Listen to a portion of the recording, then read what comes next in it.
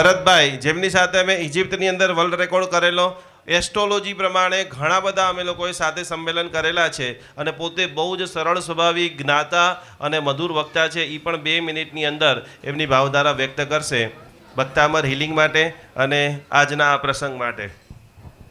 ખાસ કરીને જો ઘણા બધા છૂટા છવાયા આપણે બધા મણકા છીએ, આમની સ્પેશિયાલિટી મેનેજમેન્ટ છે.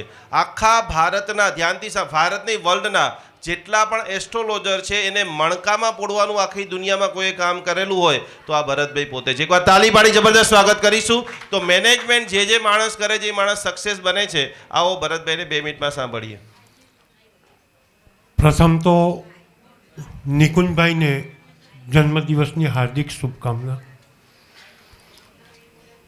ગુરુજી તરીકે સ્થાપિત છે અને ગુરુની પ્રેરણા આપણે સર્વેએ લેવી જોઈએ. ઘણા વર્ષોથી નિકુંજભાઈના સાનિધ્યમાં રહેવાનો મોકો મળ્યો મને.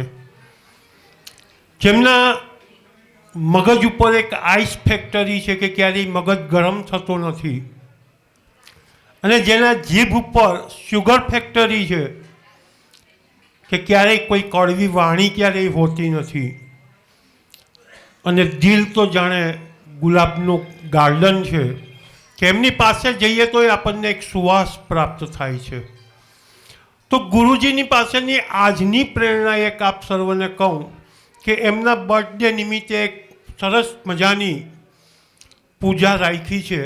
આપણે અલગ અલગ જગ્યાએ લોકોને દેખાવ માટે આપણી મેરેજ એનિવર્સરી કે બર્થડે આપણે કોઈને કોઈ રીતે ઉજવીએ છીએ.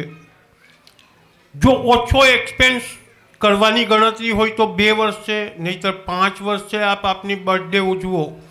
પણ આવા કંઈક શ્રાવક શ્રાવિકાઓને સાથે રાખીને ભક્તિ માર્ગની અંદર ઉજવો, એવી જ શુભકામના સાથે નિકુંજભાઈને ફરી બર્થડેની હાર્દિક શુભકામના. Thank you.